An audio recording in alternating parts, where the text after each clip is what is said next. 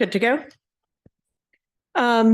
Welcome to Who Will We Be Teaching? What LSAC's comprehensive data on incoming students reveals about the next generation of law students. I am Melissa Hale. I'm the Director of Learning at Law Hub Legal Education Solutions, which is a part of LSAC. Prior to joining LSAC, my background is in academic support and bar passage, and I've been a Cali Fellow and author. And according to Deb, interpretive dancer. So today I'm excited to present this material, and I say that my background's in academic support because I'm presenting data that I tend to use for academic support, but it's not my data, it's LSAC's data. And so normally when I teach, I wander and I'm sort of unscripted. Today, because I'm dealing heavily in data, I am very scripted, so I'm going to try to stay here. So pardon my heavy use of notes. Also, I'm going to take questions as I go. If I've done this correctly, I've left plenty of time for Q&A, and you can kind of stop me in between slides to clarify something or ask a question. You don't have to wait to the end. Also, as an add-on to David's keynote speech this morning, he said output should start, not end discussion. I think data should start, not end discussion. So to that end, I really want this to start a discussion, not just sort of be the end. So LSAC's mission is to advance law and justice by promoting access, equity, and fairness in law school admission and supporting the learning journey from pre-law through practice. So a little over a year ago, LSAC created a new strategic research team so that we could better carry out this mission, specifically the access, equity, and fairness piece, by developing data-informed programming and solutions for law school admissions and legal educators. So I said this wasn't my data. We have a wonderful strategic research team led by Elizabeth Bottomer, and the team manages a number of data collection efforts, including our post-LSAT questionnaire, the LGBTQ climate and forum surveys, the matriculant survey. All of these inform this presentation. In addition, this team also evaluates LSAC programming that's part of Law Hub and what I do. So I end up working closely with them to inform the decisions I make about content and programming. And we try to make sure that those decisions are very researched, informed, and driven. Everyone on the strategic research team has doctoral training in social science research methods. And we have a research director, someone who manages applied projects like program evaluations, a research data scientist, and an analyst. It is a robust team with decades of experience between them and close to 30 years of project management. And they are a fun crowd to have at a cocktail party. They told me to say that because that's not always true for all data scientists. And I can confirm they are a fun crowd to have at a cocktail party. I bring up their experience because, again, this isn't data that I've collected or analyzed. It's been collected and analyzed by professionals because I very much recognize that my expertise is in academic support and teaching and pedagogy, not data analytics, but their expertise is. Okay, so the academic support part of me wants to give you guys an agenda. First, we're going to discuss the demographic composition of the 2023-24 1Ls. So basically the students who just finished their first year and are going to be rising 2Ls, their motivations to attend law school, how they decided where they attended, and what they did to prepare for that 1L experience. And again, as I stated before, I really look forward to having a discussion about what this means for those of us in this room, about programs we create or support we give to students. Again, the academic support professional and teacher in me also has set up goals. They're not quite learning outcomes. We'll just say they're goals. First, to come away from our discussion feeling like you are better able to more effectively connect with your learners and your students and help you better understand them. And then again, we aim to do this in a data-informed, research-supported way. So the 2023's first year class, this is the section where we're going to examine who they are based on demographics. So who they are based on race and ethnicity. And is my microphone doing okay? Again, I know I pace. 52% identify as white, 42% identify in a category that is racially and ethnically minoritized, including multiracial and multi-ethnic respondents. This class, this incoming class that just finished their first year, is the most racially and ethnically diverse 1L class on record, ever. Or I should say, since people have been collecting data, but that's probably ever, given what we know about history.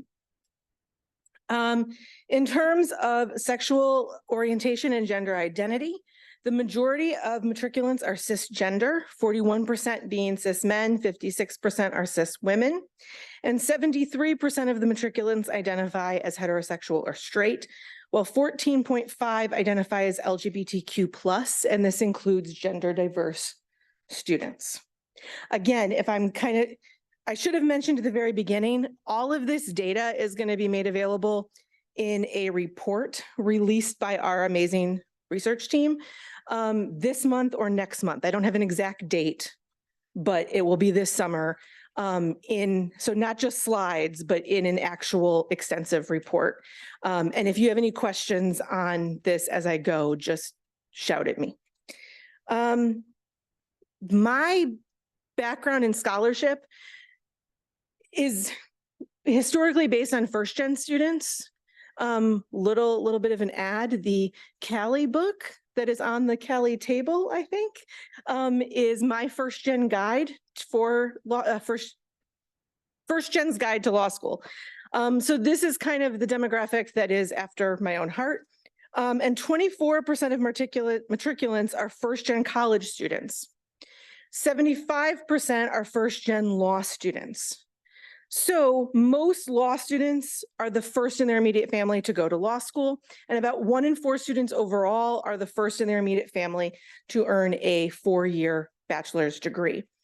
However, this has been consistent in the last few years, and the reason I bring that up is we know that this incoming class is the most racially and ethnically diverse, but the rate of first gens are kind of staying the same.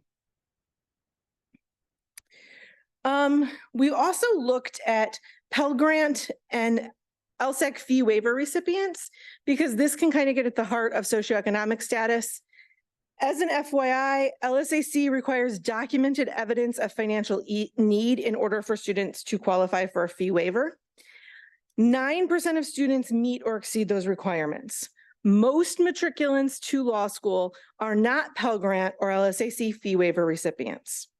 And about 30 to 40% of undergraduates receive some sort of Pell Grant funding. So there's a slightly smaller proportion of Pell Grant funding for this 1L class than you would expect to find based on the undergraduate represented. You get what I'm saying? Okay, so where did they go? Now that we know who they are, where did they go? 92% of matriculants enroll in full-time programs. So sort of what we think of, I think, as traditional programs. However, that is not to say that the 8% enrolling in part-time programs should be ignored. Mostly because we shouldn't ignore any of our students, but also because this year's 1L students who enrolled in part-time programs are more likely to be the Pell Grant recipients and Black and Latinx students than those who enroll in full-time programs. So this suggests that the part-time programs are important to driving increased efforts for otherwise underrepresented groups. So part-time programs or non-traditional programs are incredibly important. All right, where did they go by law school selectivity? So the following slide is going to show you what type of law school matriculants enrolled in. To create this, the research team calculated a selectivity score for each ABA law school based off of each law school's admission rate, median LSAT of accepted students, and median undergrad GPA of accepted students during the 2022-2023 application cycle. Our research team then grouped law schools into one of 4 quartiles according to their selectivity score. So for example, quartile 1 refers to the top 25% of law schools based on the selectivity scores. And what we see is, in a perfect world, we would see race and ethnicity groups evenly distributed among the quartiles. That is not the case. Instead, Asian students are overrepresented in highly selective schools, which is red, it's the quartile 1, where Black and Latinx students are overrepresented in access schools, which is the green or quartile 4. Any questions on this one? Similarly, for first-gen students, continuing generation college graduates are overrepresented at highly selective schools, again, that's the red, versus their first-gen counterparts. While first-gen students are in the green, they're more likely to be at access schools than the continuing generation students. So like part-time programs, this suggests that access schools are indeed truly access schools and providing access to those students that otherwise would not be represented in law school or our profession. All right, how did law students decide where to enroll? So in the next section, we're going to discuss factors that influence this year's 1Ls when they were choosing which law school to attend. And this is based on the 2023 LSAC matriculant survey. So this survey was distributed to 2001Ls in October to November of last year. The purpose was to understand who 1Ls are and how they decided where to enroll in law school. The results you see are the result of the research team controlling for all relevant factors to make the findings more generalizable to the entire 2023 class. So, when did they first think about law school? And I particularly find this one incredibly interesting, especially as we create kind of bridge programs and pipeline programs. 2023 matriculant respondents were asked specifically, when did you first think about attending law school? And 50% thought about it before college. And almost 1 in 4 Black 1Ls thought about it in elementary school. Now, this survey doesn't ask them kind of what they thought or what they knew, but it means it was sort of in their head as early as elementary school. Law school motivation. So 2023 matriculants were also asked their top motivation for attending law school. Matriculants most often suggested a legal degree will allow me to be helpful to others. A legal degree will allow me to advocate for social justice, and studying law will help me develop valuable skills as their primary law school motivation. So I don't know if you can see that. The red is help others. The light blue, like the baby blue, is social justice advocacy. And then develop valuable skills is the purple. Green is earn high income. The teal blue is intellectual curiosity. And then other is the purple. Sorry. Black and Latinx students are more likely to be motivated by law school justice advocacy than their peers. So when we look at law school motivation, I think I might be ahead on one slide. With LGBTQ plus students, they're more likely to be motivated by social justice and advocacy than their cisgender and heterosexual peers. And students that identify as being a student with a disability are also more motivated by social justice advocacy than students without disability or those that prefer not to disclose their disabilities. To summarize the last couple slides, Black and Latinx students, LGBTQ plus students, students with disabilities, and students from lower socioeconomic backgrounds were more likely to select social justice advocacy than their peers for reasons to go to law school. These are populations facing structural barriers that are tied to their identities, and their identities. And first, I think they need to recognize the need for social justice advocacy for themselves or people that are around them and like them. And also, they're willing to take on the immense cost and weight of getting a legal education in order to advance social justice for others. Okay, what factors impacted their enrollment decisions? Given my background, I find this incredibly Interesting. So matriculants were also asked to select the most important factor they weighed in deciding where to go to law school. The factors include law school reputational factors. That's our red. That is law school rankings, reputation of faculty, the law school's bar passage rate, or anything that kind of factors into the ranking of that law school. Financial factors are things like cost of attendance, grant availability, and scholarship availability. That is our light pale blue. Location factors, close to family, requires a move, school is in the same location as their planned bar exam.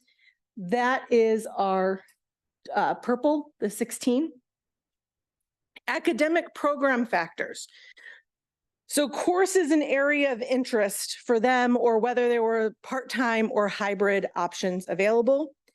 Academic services, which is academic support and career services, and social factors such as friendly classmates or faculty are helpful is the darker purple. Just under half of matriculants said a law school reputational factor was their number one factor impacting their decision on where to enroll. We can clearly see that with the red. However, when we break this down, it's a little bit of a different story. We see something a little more nuanced. So Black, Latina, and multiracial students, LGBTQ students, Pell Grant recipients are all less likely to say that law school reputational factors were most important. Black, Latina, and multiracial students were more likely to say academic services available was the most important matriculant decision-making factor than their peers. As the academic support person, as having that background, I find that very intriguing. In other words, those who come from more marginalized backgrounds are less likely to say that the law school's reputation was the most important factor they considered in deciding where to attend. If students are coming from a more privileged background, the reputation acts as a much larger factor. Additionally, these groups are collectively more interested in schools for better academic support for students. This reveals, I think, that students have an awareness of what their needs are and are willing to pursue those needs and sort of go to a program that works for them or gives them what they need. Okay, prepping or preparing for their 1L year. And when I talk about, I think I've mentioned 0Ls in this space. To clarify, when I talk about 0Ls, that's typically admitted students in kind of like right now, it would be an admitted student who has not yet started in August. They're in that space between not quite being a law student, but they know they're going, they have a seat. And this talks about what they did to prepare as they were officially enrolling. So 31% said that they participated in a program to prepare them for law school after officially enrolling. Examples of programs that students mentioned would have been their law school's pre-law program, if it was specific to the law school, Harvard 0L, JD Next, and Barbary Law Preview. Black students and Middle Eastern and North African student matriculants indicated participating in a pre-law prep at higher rates than all other race ethnicity groups, while Native Hawaiian or other Pacific Islanders participated at the lowest rates. All right. When we examined student participation in those 0L programming spaces, we found that as LSAT increases, the LSAT score increases, the proportion of students who reported participating in some kind of 0L or bridge program decreases. So you can kind of see the yes, I participated in a program is the blue, the no is the red. And so I think you guys can see that on the side, the LSAT breakdown. So when you get into the higher scores, there's clearly less students participating in those summer bridge programs. And you kind of see a really like lower the score. It's almost a perfect diagonal going on there. We also found that first-gen college graduates reported participating in programs at higher rates than continuing gen students, which is this other table. So basically lower LSAT scores and first-gen students are more likely to participate in voluntary bridge style programs. This is important to consider when we think about how law school sets students up for success. So this is typically the part of the data that I get very interested in, because it coincides with what I did in academic support, and also now, and what I've done for Cali, and what I also now do at LSAC, which is trying to create those bridge programs and encourage those bridge programs for students. Some schools require bridge programs or put it together with orientation. And so I kind of put this out as sort of the first discussion item. What items can the law schools help students add to their toolkit, and do different types of students need different types of help? I don't know if anyone has, or other questions so far, because I feel like I'm going through these very quickly. I just want to make sure you guys have time for questions or discussion. Yeah. Do you know data on how many law schools actually have bridge programs? I don't, but that's a good question. I think very few probably have required programs, and I say that based on my experience in academic support. I don't have any actual data on that. That is kind of my feeling on being in the academic support world. Because I tried to require one when I was at Loyola. I say tried because if you've been in kind of that admission space, I would send them things that say this is required. And some of those things were Cali lesson links, FYI. But I would say things like this is required. And I mean, if students didn't do it, what was I going to do? Not let them attend class? Like that really wasn't, we didn't have any sort of enforcement mechanism there. What I did find out with that, though, was I would send them a letter that say, please do this as required before orientation. And then I would also give them some non-required optional items they could do. And I think this is, John will appreciate this plug. I was able to use Lesson Link to track who did them. And I didn't really care how they did on the lesson because it was all early stages, but I could track who actually completed the required and the optional. And it was a pretty good, very, very accurate way to track who was going to need early support intervention, as well as when they had to come see me because their grades maybe put them on probation.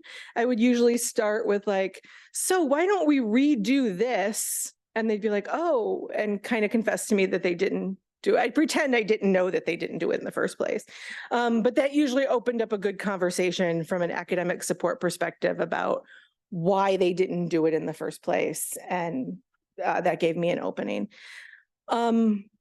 A lot of law schools use things like Harvard 0L as kind of adopting.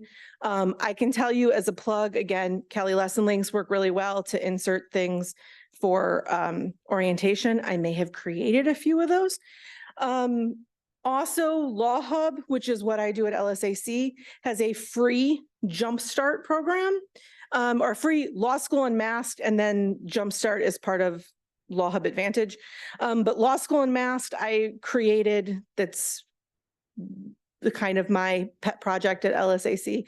And it is designed to be a bridge program that any school can just kind of adopt as their own. But as for unique bridge programs, I don't know, but that would be a good, the last slide on here is asking about data points that you guys might want to see or questions you have, and I will be jotting those down. That might be something we can figure out.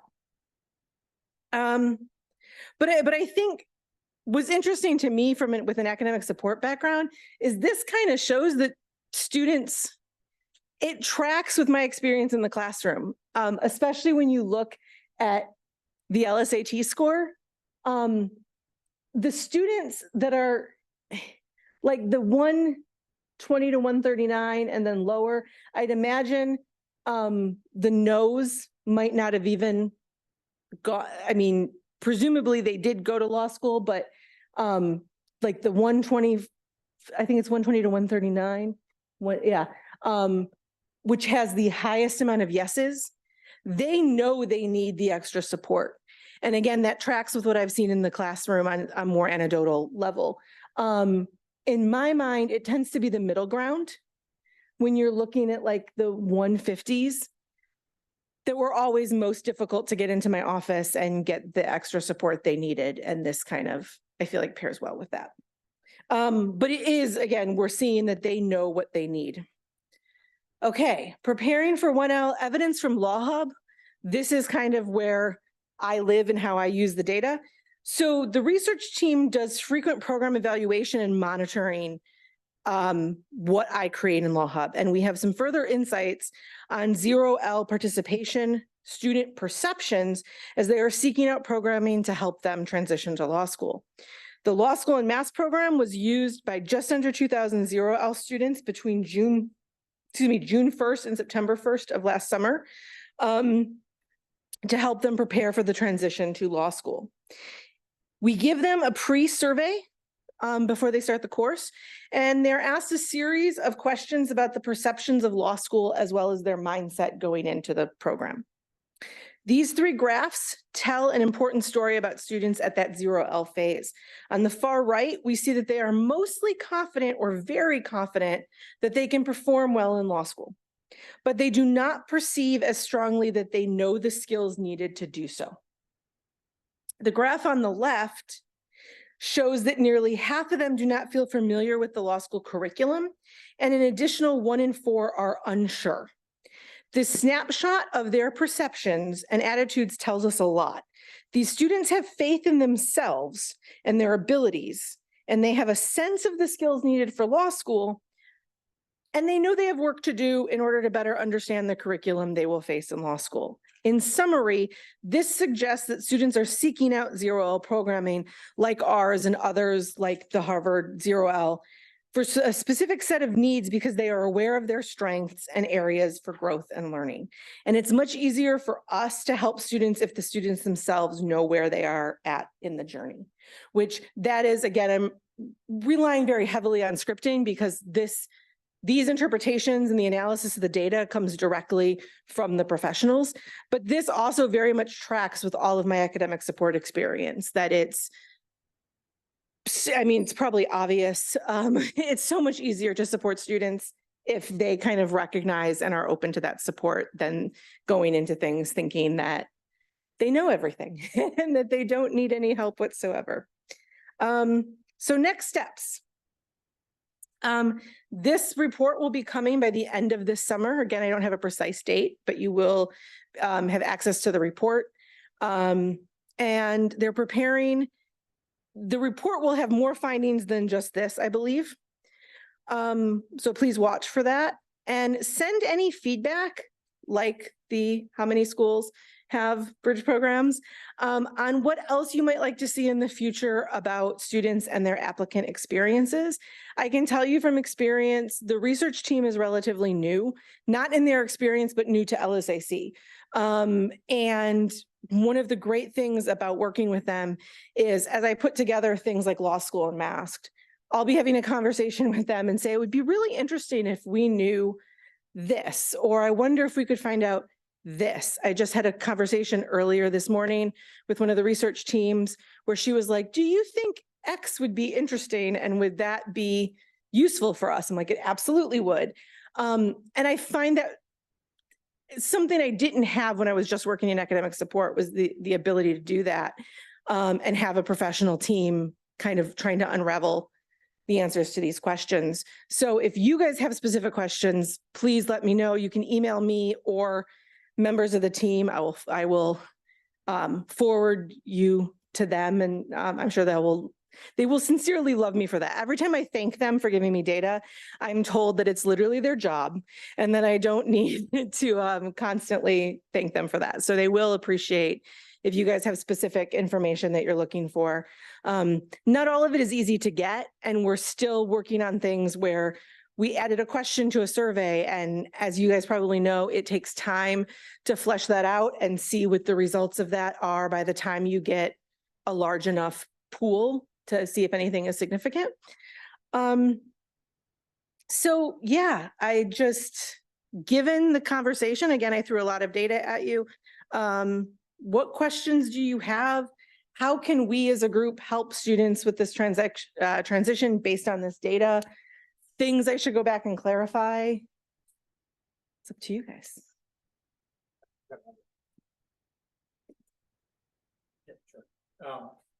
So I know you guys are focused on admissions and applications. Yeah.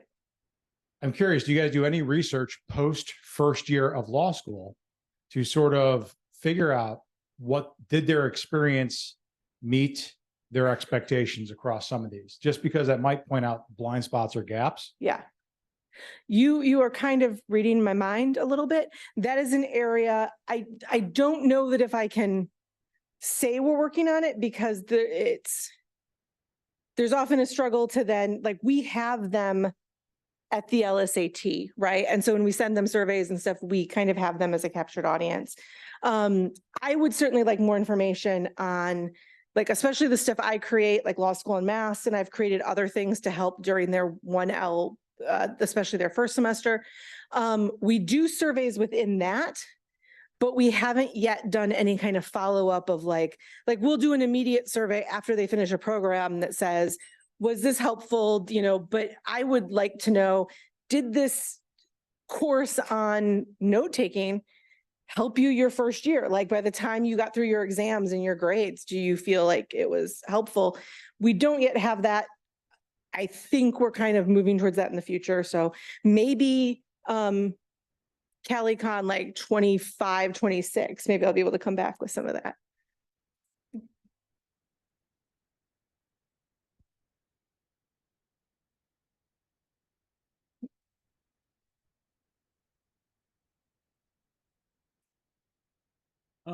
Do you have any demographic breakdown, or could you get some demographic breakdown on the 26 or however many hybrid online programs there are right now in terms of the demographics of the students entering those programs?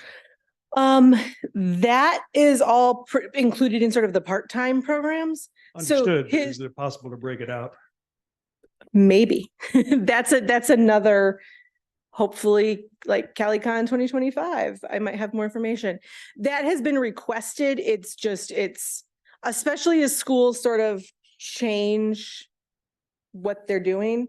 It's a little bit of a moving piece as I understand it right now, but that has been a request of mine to the team. Where it's landed on their list, I'm not entirely sure, but it's high on my list, but not necessarily on all of LSAC's. I'll just take it for a second. Are you asking age? Pardon? Are you asking about age at the time they take the LSAC? I'm not sure. It's a That would be surrogate. a good follow-up question for the team. When I asked for information, I initially thought about age, and we kind of pared stuff down. So I don't know what data we have on age, but it might. I haven't read the report yet because it's not. It hasn't even gone internal yet. The report might include age, but I can't promise that. No one can keep me to that. But I know that that's kind of on our list as well. I appreciate I'm telling you guys a lot of stuff that's on our list. It's because we have a lot of information, and I think the research team that you saw, they are amazing at kind of going through it, and they want to make sure they're analyzing everything correctly and doing things professionally. And as I stated in the opening slide, they've only been a team for less than 2 years. They've started becoming a team maybe a year and a half ago. So there's a lot more on their wish list and to-do list, I think, as they develop their team.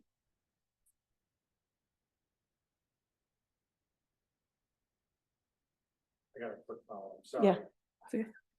I tried to bring one of them with me so she could field these questions, but because they're creating the report, I was told they had to kind of be on lockdown and create that report, and I had to come field questions. But yeah. Well, one, I was going to ask you to put your contact information up just so I can send you some of these, just so you record them. But to follow up on the age question, I typically am teaching second 2Ls and third Ls, and the curriculum I teach is business of law.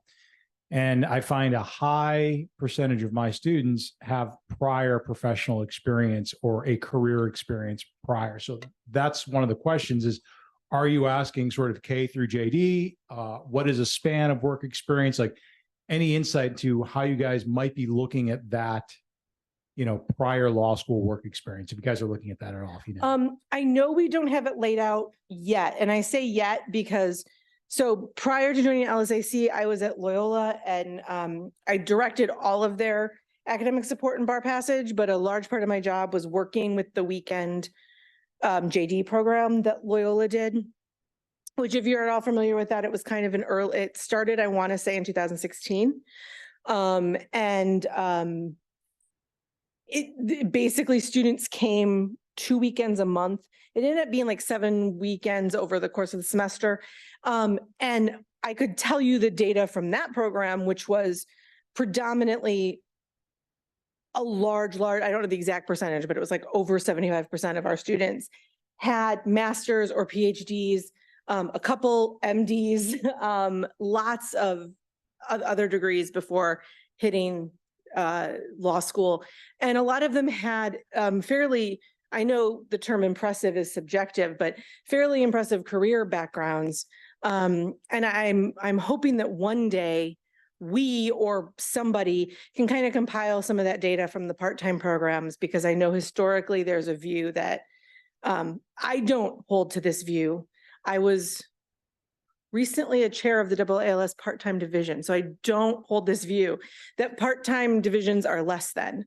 That is historically, like if you go through the history of the bar, Joan Howarth has a great book about shaping the bar and talking about licensing things that were affecting only part-time students and part-time programs. And a lot of that is sort of, again, based on the idea that it's less than.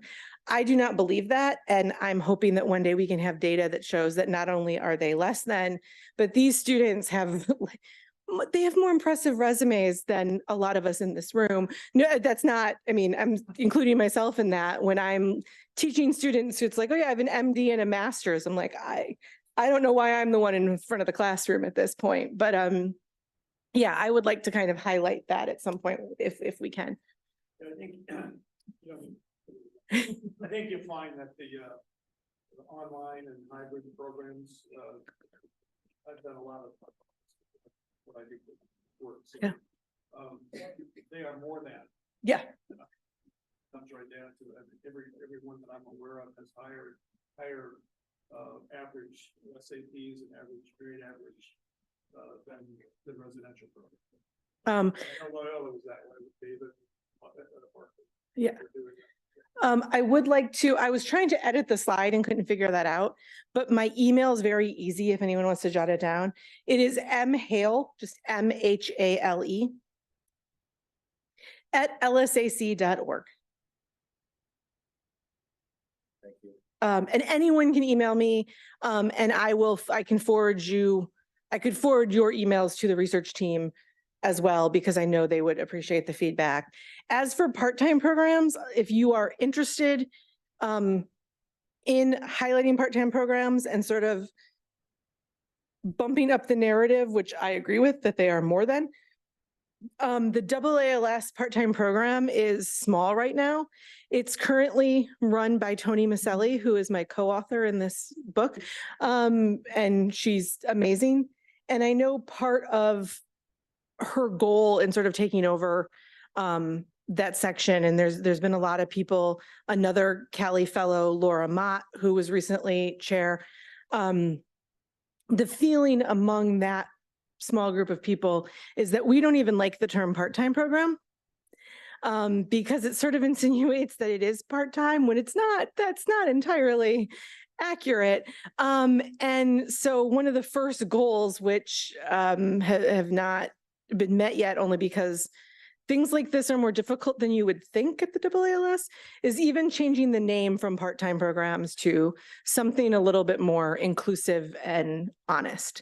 But I highly encourage anyone who's interested, I can send you to Toni to be active in that group, because AALS 2024, I was able to present specific data on part-time matriculants specifically, as in kind of like who are our part-time students as part of that division's panel. And I think some of that data might be included in this report. But it was enlightening because it really does sort of, students aren't going to part-time programs because they can't get into any other programs. They're going to part-time programs because that's what fits their life and their goals. And so.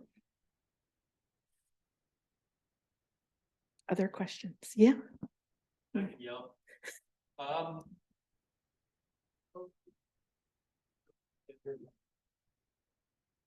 Absolute numbers. Yeah. So is the increase in the number of underprivileged, I don't know what one word to use,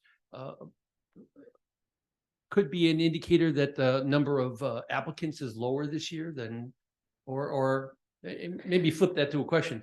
Are the number of total applicants higher or lower this year that might have affected any of the numbers in the survey? I am not sure. I'm going to send a quick little question on that. I don't think I'm going to give you the law professor answer, John. I do not know, but I'm going to find out for you. I haven't heard anything that indicates that the numbers are, particularly higher or lower than other years, but that is a good question. And I'm going to send a very quick message. I might even be able to get that answer by the time we leave.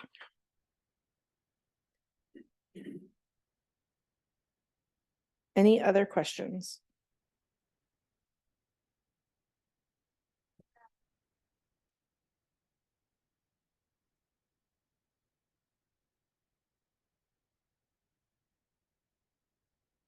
You track any like undergraduate pipeline programs? Like at Chicago Kent, we have the Plus program that's been running for 23 years now this summer.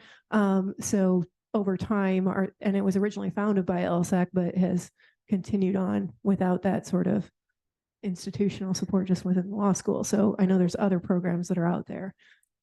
So do you mean, so what this information tracked was specifically 0L program. So in that space, I just want to differentiate that because I feel like when we talk about pre-law, that can mean a lot of things. My mother loves to remind me that in one of those little books that you keep track of your children, like who's your child's teacher, that when I was like 6, I put that I want to be a layer and a teacher. So I got both of those and I learned to spell lawyer. So that was good. So technically at like 5 years old, I could have been pre-law. So we were tracking the 0L. So that's admitted law students in terms of pipeline. I want to say maybe, and I'm not sure how much more I can say about that because we do have something in the works that I don't know that we can reveal yet with some other programming, but that will hopefully be revealed by the end of the summer. I'm not trying to be shady on that, just confidentiality stuff, but I think there will be more information coming on that. Other questions? I'm okay to let you guys out early. Again, I feel like I'm in teacher mode, like I'll let you guys out early. But I'm also here, like if you have follow-up questions or again, you can email me. And I am sorry that I couldn't answer more of them immediately. On one hand, I'm used to presenting sort of my own data that I've collected from my own students, which means I know a lot more about what I collected and what I didn't. On the other hand, it's amazing to have a professional team that means that it's actually being done the correct way and not just relying on sort of my one business statistics class that I took in college before law school. So, yeah. I just have one so I think that might be track in addition to work experience. Yeah. But might be other post-grad college side. Yeah. Other post-college degrees that so like we get students start a PhD in something. Yeah. I agree. Again, I'm hoping that maybe in like 2025, 2026, maybe I'll be able to come back with more of that information. Fingers crossed.